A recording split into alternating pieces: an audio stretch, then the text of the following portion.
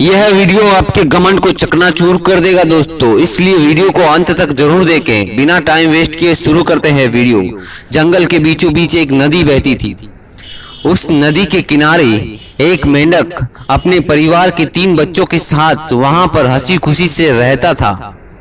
वे सभी मेंढक खाते पीते बाहरी दुनिया से अलग ही बड़े हो रहे थे, अपनी जिंदगी अलग ही दुनिया में जी रहे थे। खा पीकर मेंढक ने बहुत ही अच्छी सेहत बना ली थी। उसे देखकर उसके बच्चे को लगता था कि दुनिया में उनके पिता जैसा विशाल और शक्तिशाली कोई दूसरा नहीं है। मेंढक को भी इस बात का बहुत ही घमंड था, बहुत ही अहंकार था। वह अपने बच्चों को अपनी बहादुरी के रोज नए किस्से सुनाता था और उनके मुंह से अपनी तारीफ सुन फूला नहीं समाता था। एक दिन मेंढक के तीनों बच्चे खेलते हुए जंगल के पास एक गांव में पहुंच गए। वहां उन्हें एक बैल दिखाई पड़ा। उस बैल को देखकर वह आश्चर्यचकित रह गए, क्योंकि वह बैल इतना बड़ा और विशाल था जिसे उन्होंने पहले कभी नहीं देखा था। इसलिए उन तीनों मेंढक के बच्चों की आंखें फटी की फटी रह गई इतने विशाल बैल को देखकर। उस समय बैल घास चर रहा था। घास चरने के बाद उसने एक जोरदार हुकार भरी, जोरदार आवाज लगाई, जिसे सुनकर तीनों मेंढक डर गए। डर के मारे वे भागने लगे और भागकर सीधा अपने पिता मेंढक के पास पहुंच गए।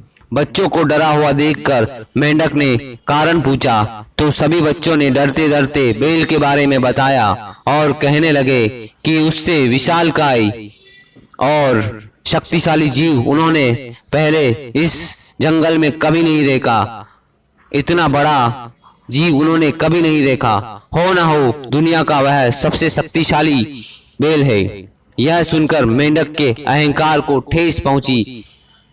वह किसी अन्य को खुद से ज्यादा विशाल और शक्तिशाली मानने को तैयार नहीं था, क्योंकि उसको अपने आप पे बहुत घमंड था। उसने गहरी सांस भरकर खुद को फुला लिया और अपने बच्चों को दिखाते हुए पूछा, क्या वह इतना विशाल था क्या? बच्चों ने भी एक साथ उत्तर दिया, इससे कहीं ज्यादा विशाल था वो। मेंढक को थोड़ी ठेस और पहुंची और मेंढक ने थोड़ी और सांस फुलाई, थोड़ी और सांस अपने अंदर भरी और खुद को थोड़ा और ज्यादा फुलाया। लेकिन बच्चों ने फिर से बताया, बैल इससे अधिक विशाल था। मेंढक खुद को किसी भी हाल में कम नहीं दिखाना चाहता था। उसने जोर से सांस खींची और खुद को और फुलाने लगा।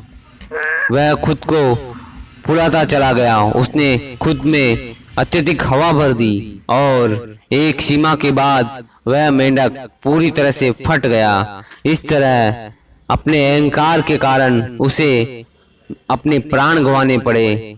मेंढक के घमंड की वजह से उसकी जान चली गई। इस कहानी से हमें यह सीख मिलती है दोस्तों, अहंकार पतन का कारण होता है, इसलिए कभी घमंड ना करें दोस्तों। धन्यवाद।